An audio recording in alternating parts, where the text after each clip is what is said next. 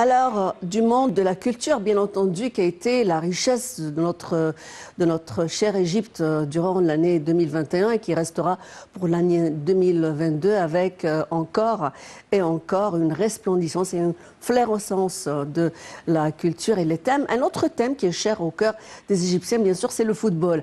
La deuxième partie de ce programme sera consacrée justement à l'événement qui va se tenir à partir du 9 janvier jusqu'au 6 février. Il s'agit de la CAN, la Coupe des Nations ou d'Afrique des Nations qui va se tenir. Et bien entendu, l'Égypte est un favori car l'Égypte, c'est un pays qui a eu au moins 7 victoires et c'est le plus grand, donc la plus grande équipe en titre. Alors, entre autres, trois victoires d'affilée et donc ça lui donne des possibilités énormes.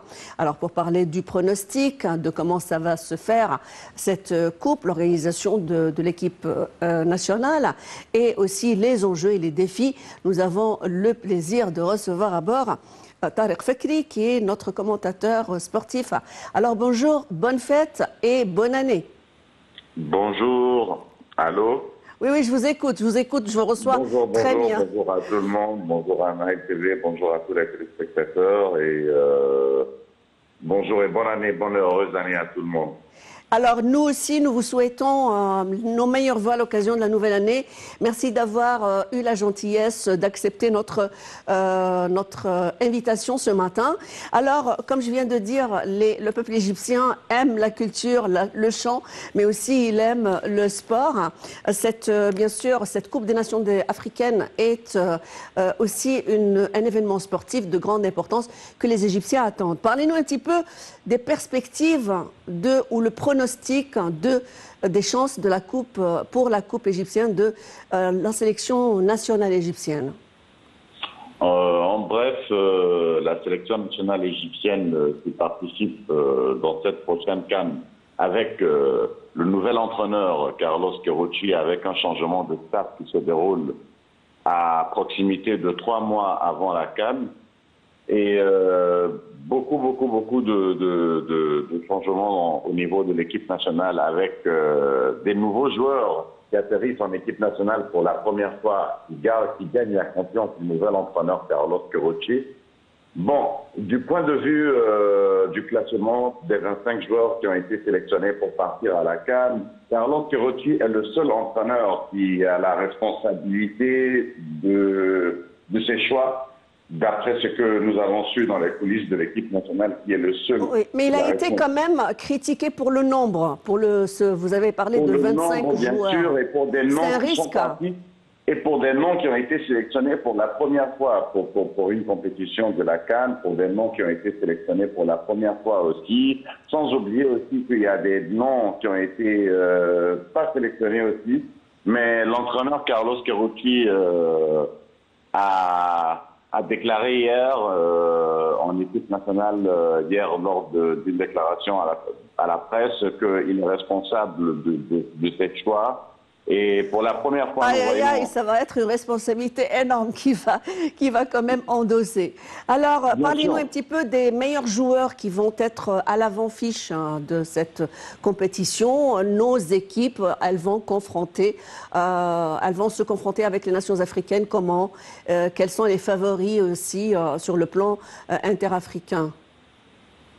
Bon, nous sommes dans une poule avec l'équipe nationale, bien sûr, du Soudan.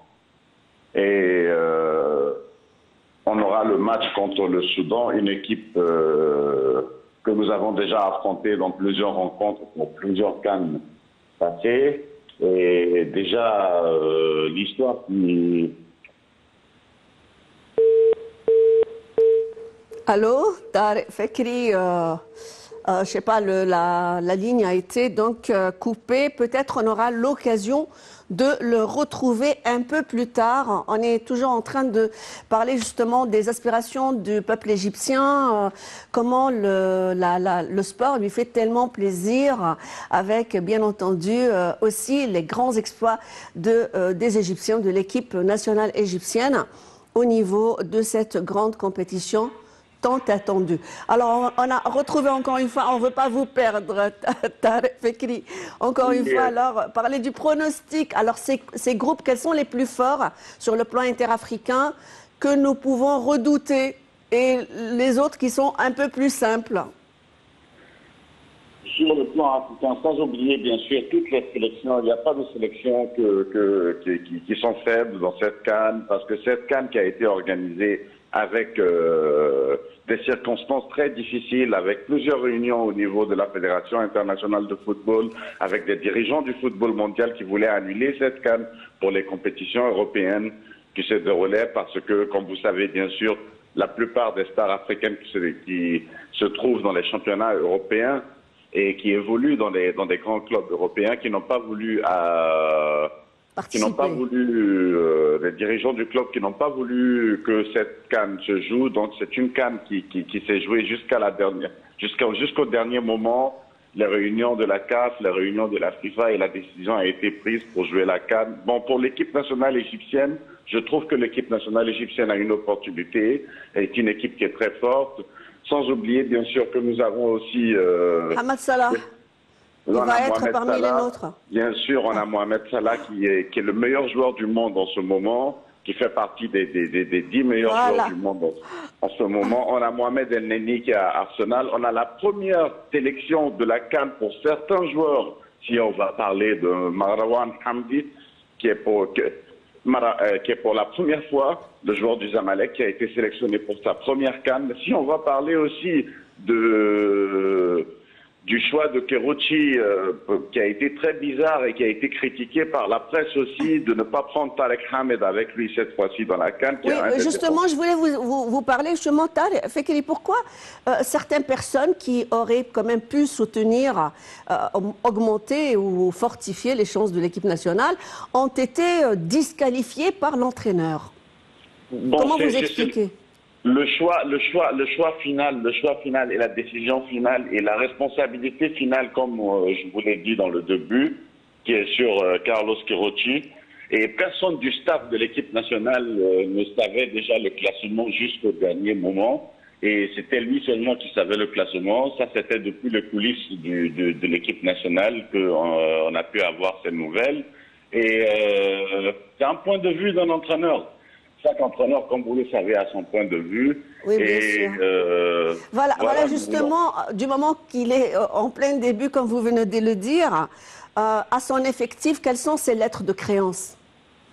Je veux dire, ses points forts au niveau du curriculum vitae. Lui, l'entraîneur. C'est un choix de l'entraîneur, c'est un point de vue de l'entraîneur que nous devons respecter aussi, nous, tout le monde. Et bien sûr, avec la sélection de nouveaux noms qui partent pour la CAN, que nous avons vu dans la Coupe arabe, tout juste avant la CAN, qui était une répétition avant la CAN, qui a pu essayer plusieurs joueurs, plusieurs diagnostics dans les matchs et qui ont prouvé aussi qu'ils étaient capables de jouer pour la sélection nationale égyptienne. Et les prochains jours, nous sommes à quelques jours de l'ouverture de la CAN. On a beaucoup d'équipes dans la Coupe d'Afrique des Nations qui participent aussi, avec des grandes stars, sans oublier bien sûr aussi... les grandes équipes, là. Parlez-nous un petit peu des grandes équipes, les plus redoutées. Hein, là. On parle de Côte d'Ivoire, de Cameroun, on va parler de la sélection ivoirienne, la sélection des éléphants de la Côte d'Ivoire, qui part cette fois-ci avec toutes ses stars, qui a Sébastien Haller, qui évolue à Amsterdam, qui ont Serge Aurier, qui ont beaucoup de joueurs qui évoluent dans le championnat égyptien. On va parler aussi de la sélection angolaise aussi. On va parler aussi de la sélection camerounaise, qui est l'équipe qui est le pays organisateur de la CAN, qui a beaucoup de joueurs qui évoluent en Europe. Toutes les équipes qui sont dans la CAN ont des joueurs qui évoluent en Europe. Et c'est une CAN qui ne sera pas facile aussi, à vrai dire, qui ne sera pas facile pour notre sélection égyptienne et pour toutes les équipes. Mais je trouve que nous avons la chance. Et il faut toujours respecter le point de vue de l'entraîneur. Et voilà, donc les prochains jours à venir, nous avons toute la confiance en notre sélection nationale. On est capable. chaque compétition a des circonstances et bien sûr, à propos de ces circonstances, que Carlos Queirochi a fait sa liste par rapport aux circonstances de cette CAN, qui était une CAN, qui est une CAN un peu différente que les autres. Voilà.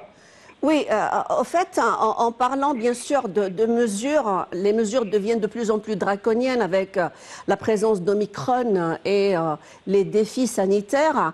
Alors, parlez-nous un petit peu des préparatifs du dispositif égyptien de l'équipe nationale, justement pour assurer la continuité, la bonne santé de l'équipe nationale, surtout qu'elle va se déplacer au Cameroun.